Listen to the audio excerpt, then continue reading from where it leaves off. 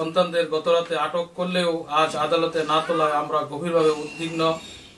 এমনিতেও পুলিশ ঘুমন্ত অবস্থায় তাদেরকে আটক করে বোমাসহ আটকের নাটক সাজিয়েছে। তার উপর আজও যখন তাদের আদালতে হাজির করা হয়নি, তখন আমাদের মাঝে আরো বেশি আতঙ্ক বিরাজ করছে। দেশের পরিস্থিতি বিবেচনায় আমাদের মনে হচ্ছে তাদেরকে আইন শৃঙ্খলা বাহিনী রাতে অভিযানের নাম করে আইন বহির্ভূতভাবে তাদেরকে হত্যা করতেও পারে। আমাদের জানামতে আমাদের এই 5 সন্তান কোনো ধরনের রাজনীতির সাথে জড়িত নয়। এরপরও পুলিশ তাদেরকে আটক করে রাজনৈতিক দলের নেতাকর্মী বলে পরিচয় দিচ্ছে। আমাদের সন্তানরা যদি কোনো অপরাধ করেও থাকে তাহলে এর জন্য দেশের আইন মেনেই বিচার হওয়া কথা, কিন্তু পুলিশ বেআইনিভাবেই আজ তাদের আদালতে হাজির করেনি। সেজন্য আজ রাতেই পুলিশ তাদেরকে বেআইনিভাবে হত্যা করতে পারে বলেও আমাদের আশঙ্কা হচ্ছে।